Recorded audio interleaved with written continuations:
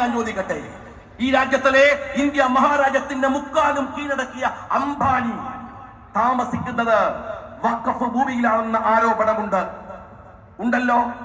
ആ അംബാനി പോലും ഒരു സെന്റ് ഭൂമി വിട്ടുകൊടുക്കുന്നില്ല ഇവിടെ.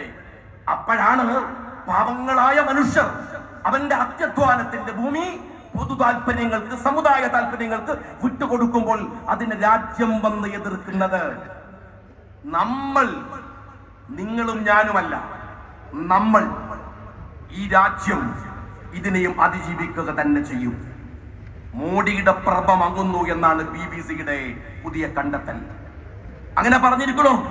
ഇന്ന് മോഡി എന്താ പറഞ്ഞെന്നറിയോ? ഇന്നത്തെ വാർത്ത എന്താണെന്നറിയോ? പാവപ്പെട്ട മുസ്ലിങ്ങളെ വഞ്ചിക്കാൻ സമ്മതിക്കില്ല, അവരെ ഭയപ്പെടുത്താൻ ശ്രമിക്കുകയാണ്. എന്നാൽ മോഡി അറിയേണ്ട ഒരു കാര്യമുണ്ട്. നിങ്ങൾ ഈ ബില്ല് കൊണ്ടുവന്ന് മുസ്ലിങ്ങളെ പേടിപ്പിച്ച് അവരെ തോൽപ്പിച്ചുവെന്ന് നിങ്ങൾ വിചാരിക്കുന്നുണ്ടോ? സംഘ് പരിപാടി വിചാരിക്കുന്നുണ്ടോ നിങ്ങൾ ജയിച്ചുവെന്ന്, നിങ്ങൾ വിജയിച്ചുവെന്ന്? എന്നാൽ നിങ്ങൾ മനസ്സിലാക്കേണ്ട ഒരു കാര്യമുണ്ട്. ഈ മുസ്ലിമായി ജീവിക്കാൻ ഈ കടപ്പുറത്തെ ഈ ആൾക്കൂട്ടമൊന്നും വേണ്ട. മോദിക്ക് അതറിയില്ല, സംഘികൾക്ക് അതറിയില്ല.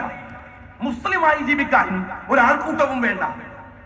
ഒരു രാജ്യത്തിലെ മുഴുവൻ മനുഷ്യരും മുസ്ലിം അല്ലാതെയായി എന്ന് വെക്കുക. ഒരാൾ അവനവന്റെ വിശ്വാസം അനുസരിച്ച് ജീവിക്കാൻ, മുസ്ലിമായി ജീവിക്കാൻ ശ്രമിച്ചാൽ, തീരുമാനിച്ചാൽ അതിനവന് കഴിയും. അതാണ് ദീനിന്റെ വിശ്വാസത്തിന്റെ രീതി. ആൾബലത്തിന്റെയോ പിൻബലത്തിന്റെയോ പേരിലല്ല.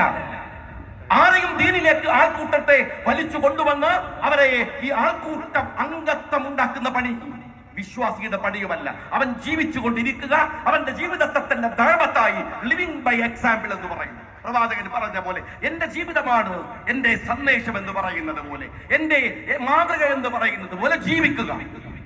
അത്ര മതി. ഖുർആൻ ചോദിക്കുന്നുണ്ട്, എന്തിനാ ഞങ്ങൾക്ക് ഒരു ബേജാറ്?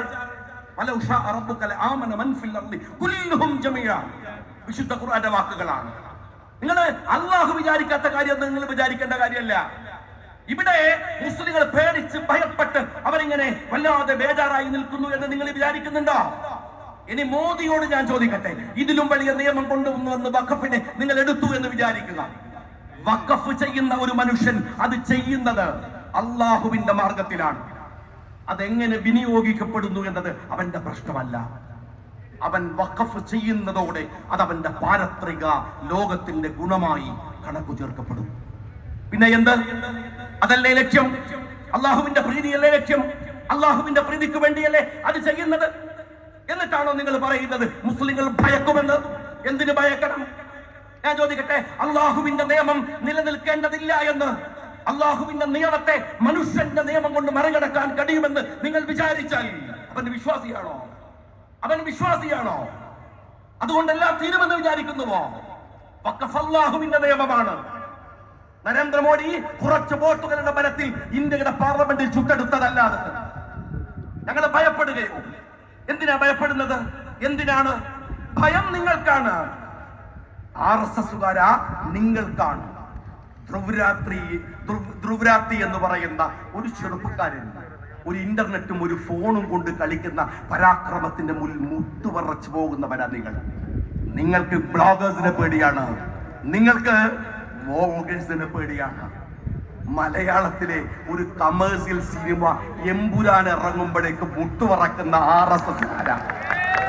ഒരു കമേഴ്സ്യൽ സിനിമ, ഒരു സാധാ സിനിമ, ആ സിനിമ ഇറങ്ങുമ്പോഴേക്ക് മുട്ടുപറച്ചു പോകുന്ന RSSകാരനാണോ ഞങ്ങൾക്ക് ഭയമുണ്ടെന്ന് പറയുന്നത്, ഞങ്ങൾക്ക് പേടിയുണ്ടെന്ന് പറയുന്നത്? കള്ളക്കടത്തും തെറ്റായ പടിയിൽ സമ്പാദിച്ചും ഉണ്ടാക്കിയവന് ഭയമുണ്ടാകും. അവൻ കീഴ്പ്പെട്ടു കൊടുത്തേക്കാം, അവൻ കീഴ്പ്പെട്ടു കൊടുത്തേക്കാം. നിന്റെ ഈടിയെ ഭയപ്പെട്ടേക്കാം. ആ ഭയം നിനക്ക് രാഹുലിന്റെ മുഖത്ത് കാണാൻ കഴിയില്ല. ആ ഭയം ഇന്ത്യയിലെ പാർലമെന്റിൽ വോട്ട് ചെയ്ത ഒരു MP-യുടെ മുഖത്ത് നിനക്ക് കാണാൻ കഴിയില്ല. എത്ര പേർ ഇന്ത്യയുടെ പാർലമെന്റിൽ, നിന്റെ കയ്യിൽ ആയുധമുണ്ടല്ലോ. ഇപ്പൊ ഫോണിൽ ഒരു സാധനം വരുന്നുണ്ട്. ഫോൺ വിളിച്ചാൽ, അത്യാവശ്യമായിട്ട് ആരെങ്കിലും ഒന്ന് വിളിച്ചാൽ അപ്പോൾ പറയും സോഷ്യൽ മീഡിയ വഴിയോ തട്ടിപ്പ് വഴിയോ നിങ്ങളുടെ. എന്നാ വെച്ചാല് ഇവരൊന്നും നിങ്ങൾ വിശ്വസിക്കണ്ട, നിങ്ങളെ പറ്റിക്കാൻ ഞങ്ങൾ നേരിട്ട് തന്നെ വരുന്നുണ്ടെന്നാണ്. അതാണ്. ഇതിലൊന്നും നിങ്ങൾ വീണു പോകരുത്, ഇതിലൊന്നും നിങ്ങൾ വീണു പോകരുത്.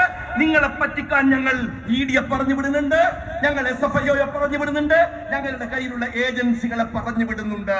അതാണ് ഫോണിലെ മുന്നറിയിപ്പ്. ഞാൻ ഒരു കാര്യം പറയാം, ഇവിടെ തടിച്ചുകൂടിയവരുടെ ഒരു ഉത്തരവാദിത്തമുണ്ട്. ഇതോടുകൂടി വഖഫിന്റെ മുകളിൽ കൈവെക്കാമെന്ന് വിചാരിക്കുന്ന ചിലരുണ്ട്.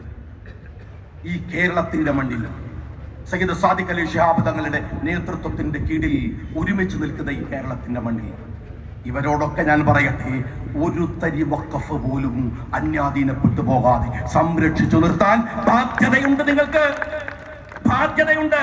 ആ ബാധ്യത നമ്മൾ ഏറ്റെടുക്കേണ്ടതാണ്. ഇവിടെ മുർഷിദാബാദ് ഉണ്ടാവില്ല, ഇവിടെ ബംഗാൾ ഉണ്ടാവില്ല. മനുഷ്യരെ തമ്മിൽ തല്ലിക്കുന്ന ഒരു കലാപവും ഉണ്ടാവാതെ ഇതിനെ സംരക്ഷിക്കേണ്ടത് എങ്ങനെയെന്ന് ഞങ്ങൾക്കറിയാം.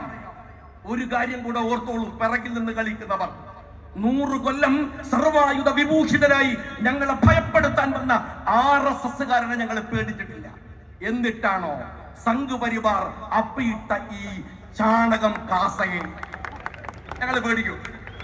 സംഘ് പരിവാർ അപ്പിട്ടവരും ചാണകമാണ് ഈ കാസ. നിങ്ങളെയാണോ ഞങ്ങൾ പേടിക്കുന്നത്? സമുദായത്തിനിടയിൽ യഥാർത്ഥത്തിൽ അവരെ നിരോധിക്കുകയാണ് ഈ രാജ്യത്ത് വേണ്ടത്. ഞാൻ ഒന്നുകൂടെ പറയട്ടെ സ്നേഹമുള്ളവരെ, ഇന്ന് കോടതിയിൽ കണ്ടില്ലേ നിങ്ങൾ എത്ര മനോഹരമായിട്ടാണ് കോടതിയിൽ ആ ജഡ്ജ് പറയുന്ന ഒരു വർത്തമാനമുണ്ട്. എത്ര ഗംഭീരമായി ഗവൺമെന്റിന്റെ സോളിസിറ്റർ വിധി കേൾക്കാനിരിക്കുമ്പോൾ അവന് മതമുണ്ടാവില്ല. സഞ്ജീവ് ഖന്ന ഇന്ത്യയുടെ പാർലമെന്റിൽ, ഇന്ത്യയുടെ കോടതിയിൽ അദ്ദേഹത്തെ കുറിച്ച് പറയുന്നത് വളരെ സൗമ്യനായി വാദം കേൾക്കുന്ന ഒരു ജഡ്ജാണ്. ഇന്ന് തുടക്കം മുതൽ അദ്ദേഹം വലിഞ്ഞു മുറുകിയ മുഖവുമായിട്ടാണ് ഇന്ത്യയുടെ പാർലമെന്റിൽ നിന്നത്. മുനമ്പത്തെ കുറിച്ച് ബഹുമാന്യനായ തങ്ങൾ പറഞ്ഞു, കുഞ്ഞാലിക്കുട്ടി സാഹിബ് പറഞ്ഞു, എല്ലാ നേതാക്കളും പറഞ്ഞു. ഞാൻ ചോദിക്കുന്നത് 2A എന്ന് പറയുന്ന വകുപ്പ് ഇതിനകത്ത് കൊണ്ടുവന്നത് മുനമ്പത്തിന് വേണ്ടിയാണെന്ന് കളവ് പറഞ്ഞവരോട് ഇന്ന് സുപ്രീം കോടതിയുടെ വാദത്തിനിടെ സോളിസിറ്റർ ജനറൽ പറഞ്ഞത് എന്തെന്നറിയുമോ? അബദ്ധവശാൽ അത് കയറിയതാണ്. നിങ്ങൾ ആരെയാണ് പറ്റിക്കുന്നത്? ഞാൻ എല്ലാവരോടും പറയട്ടെ, എന്റെ സ്നേഹമുള്ളവരോട്, സൗഹൃദത്തോടെ, സ്നേഹത്തോടെ, ഇഷ്ടത്തോടെ ഒരുമിച്ച് നിന്ന് ഇന്ത്യയുടെ പാർലമെന്റ് നമുക്ക് കാണിച്ച ഈ മഹോന്നതമായ ഒരു രാഷ്ട്രീയ മാതൃകയുണ്ട്. ആ മാതൃക ചെറുതല്ല. ആരോടും തർക്കിച്ച് കുഴപ്പങ്ങൾ ഉണ്ടാക്കുകയല്ല, ആരോടും പ്രശ്നങ്ങൾ ഉണ്ടാക്കുകയല്ല. ഹൃദയം നിറഞ്ഞ സ്നേഹത്തോടെ ഈ രാജ്യത്തെ നാളെ ഇതുപോലെ ഒരു സമുദായം ഈ രാജ്യത്തിന്റെ തെരുവിൽ ഒറ്റ തിരിഞ്ഞ് ആക്രമിക്കപ്പെടുമ്പോ അവരുടെ സംരക്ഷണത്തിന് വേണ്ടി സയ്യിദ് സാദിഖ് അലി ശിഹാബ് തങ്ങളുടെ നേതൃത്വത്തിൽ ഇറങ്ങി പുറപ്പെടാൻ കഴിയുമാറ് നമുക്ക് ഈ പോരാട്ടത്തെ മുന്നോട്ട് കൊണ്ടുപോകാൻ കഴിയേണ്ടതുണ്ട്. അഭിവാദ്യങ്ങൾ നിർത്തുന്നു.